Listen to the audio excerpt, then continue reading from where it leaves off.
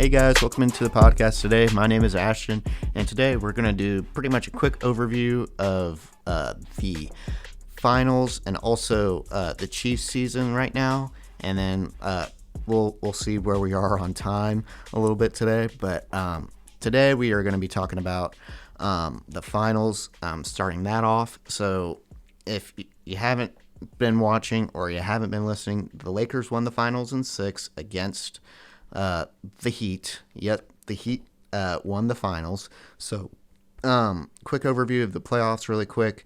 The Lakers and the Clippers and the Bucks both got eliminated in the second round. So the Heat and the Celtics played in the Eastern Conference Finals, and the Nuggets and the Lakers played in the Western Conference Finals. The Nuggets and Lakers series went to 5 games. Yeah, they did a gentleman's sweep. And then the Clippers and Celtics, they got done, I think, in 6. And then obviously the Heat won and the Lakers won, and then the Lakers won in 6 against the Heat, so he got a championship against his old team.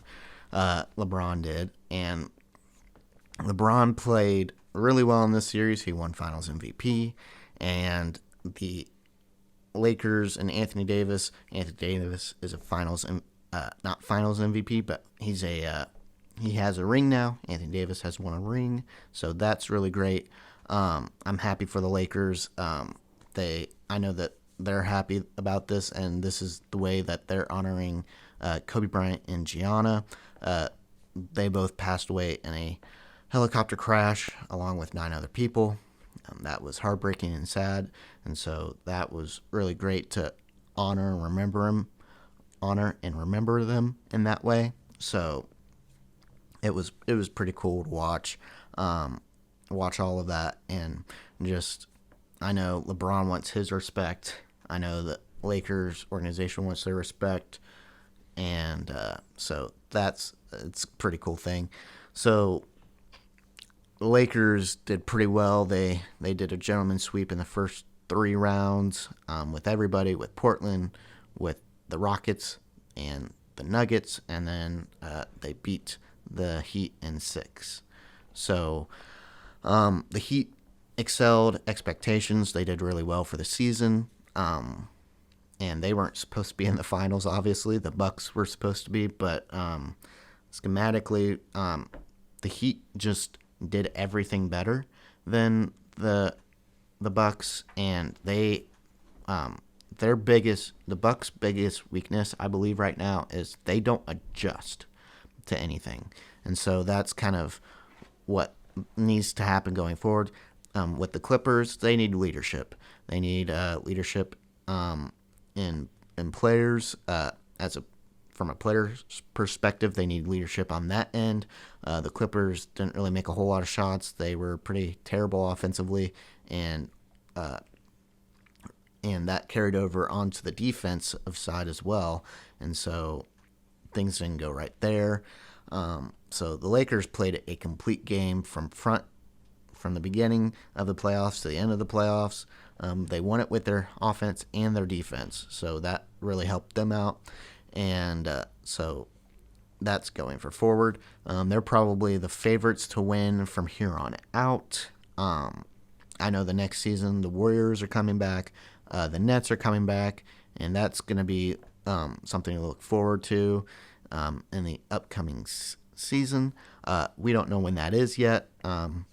At this point, it could be the back end of December, so like around Christmas time, or it could be January or mid-January to the end of January. We don't know. It's that timetable, but it's pretty much in that time range. So keep looking on tabs on that. I know that they're going to be doing the draft here soon, and seeing who goes where in the draft is what I'm thinking the Warriors are going to do with that number 2 overall pick, because the Warriors are supposed to come back pretty strong next year.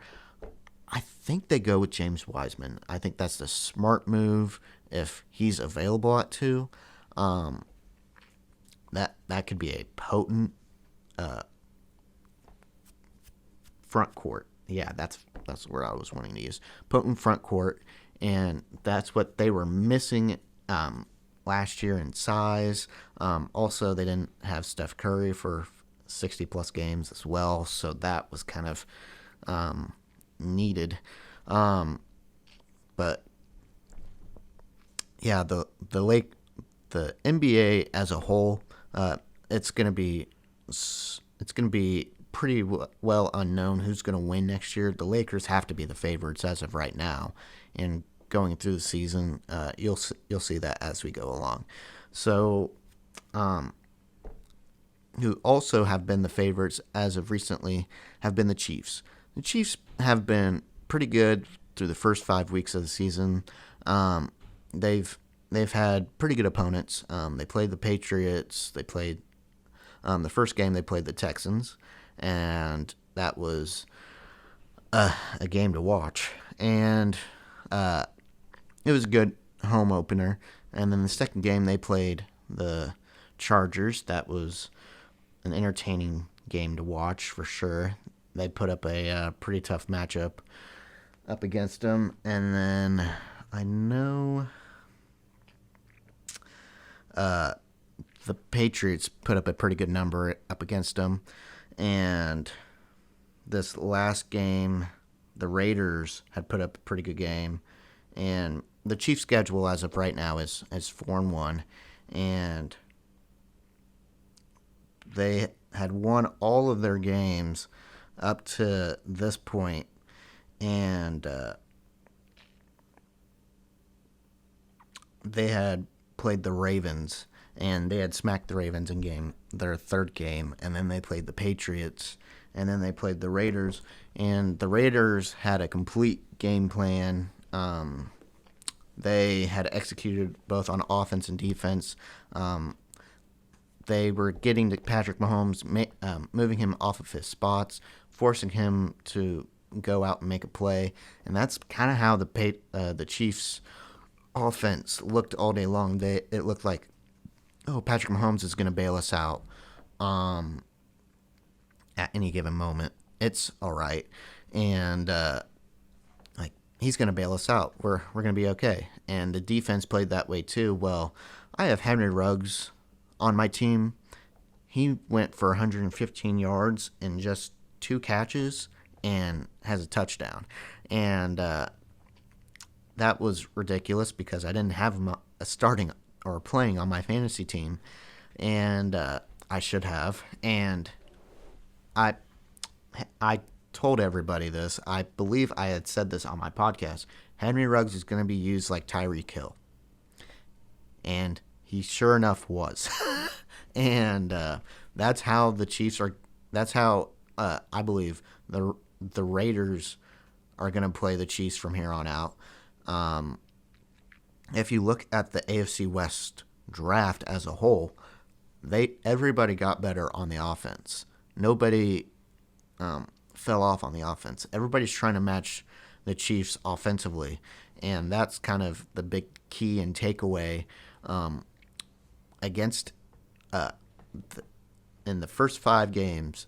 I know that there are 2 really tough games, 3 tough games if you include the Raiders because they lost that game, obviously. But the Patriots game, obviously, Bill Belichick's going to give you some problems defensively to work with. And what the Raiders did, they tried to match that defensively. And the Chargers' first game, they played pretty sound up to the fourth quarter. They should have gone for it. The Chargers should have gone for it in that situation. That's how you're going to beat the Chiefs, is if you're aggressive offensively and defensively and you know when to be aggressive. That's kind of the big key takeaway. As long as you know the situation that's at hand, if you have a 4th and 1 or 4th and inches on the Chiefs defense, I know that it has been bad in years past. If you just need inches on that defense, go for it. and win the game. Go for it and beat the Chiefs. That's you're not going to beat the Chiefs putting up field goals. You have to put up 30 plus in order to beat them. So that's how I view it. As long as you're coming away with at least points on possessions, it at times it can be 3 points, but preference it would be 6 and plus 6 points, because the Chiefs are going to come back on offense and put up 3 touchdowns in 3 minutes. So it's that type of offense where you got to put up a lot of points pretty quick. You got to match what they can do offensively at times.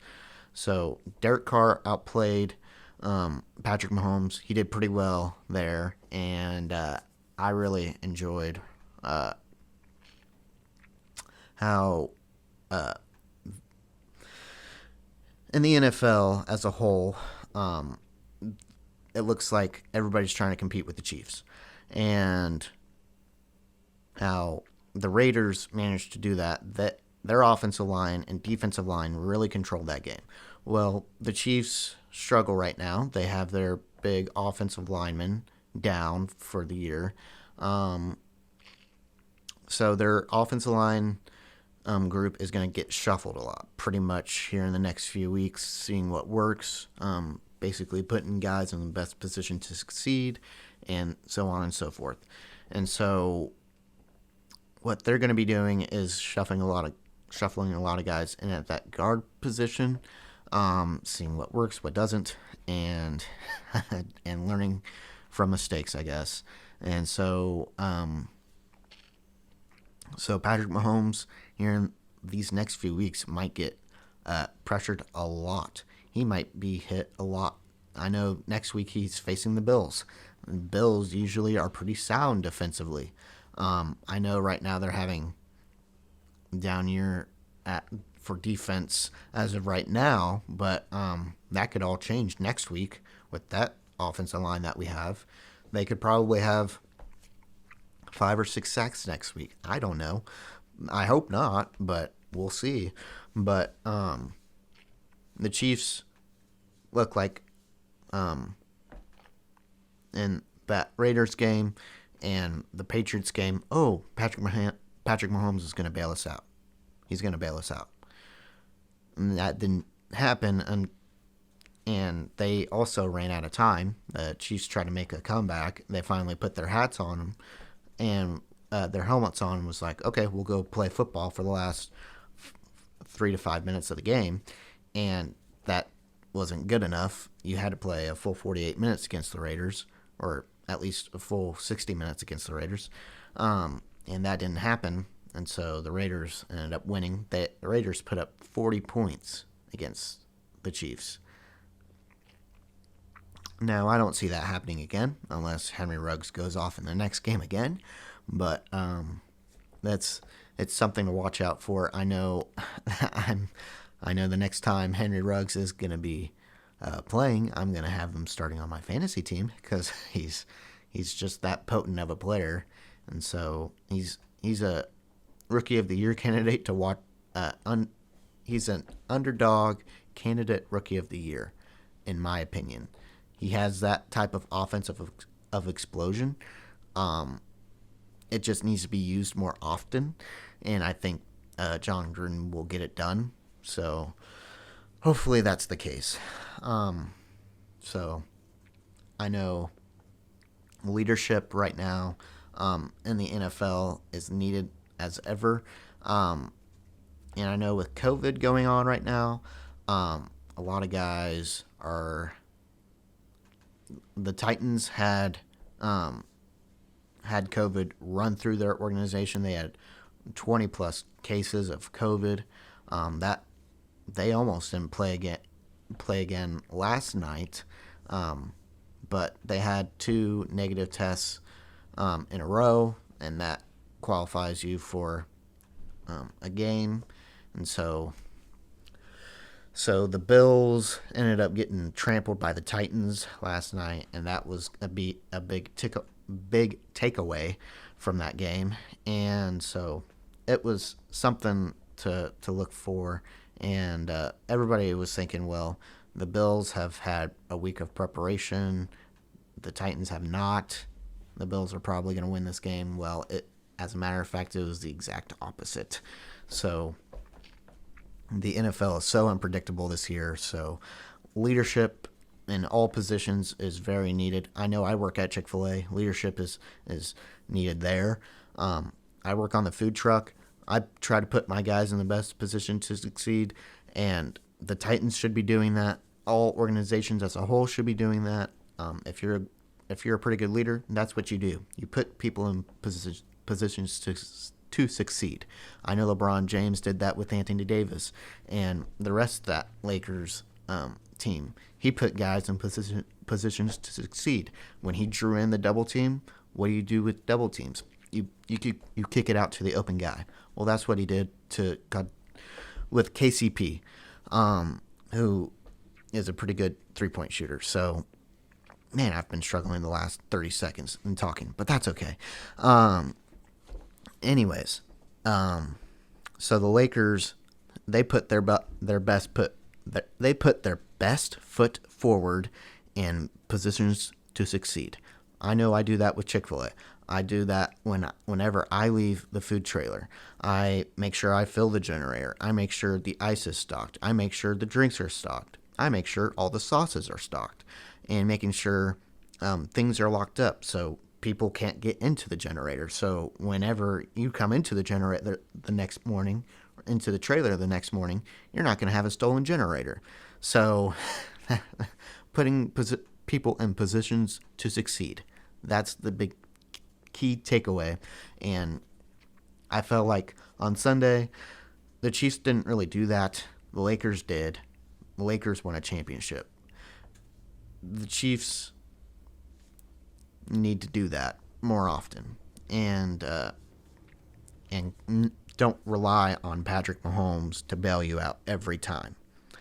Actually have a game plan. Actually execute it. And put guys in positions to succeed. That's all we can ask from our leaders. And Mahomes is the best leader in the NFL. Same with LeBron James. They're champions for a reason.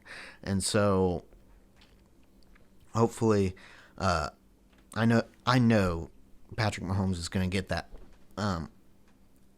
They're not going to have that same offensive lackadaisical game plan like they did against the Raiders, where they're going to be like, oh, Patrick Mahomes is going to bail us out. No, they're going to actually attack the defense and run against the defense. That they should have ran against that Raiders defense. They did not. They decided Patrick Mahomes is going to throw the ball and make a play.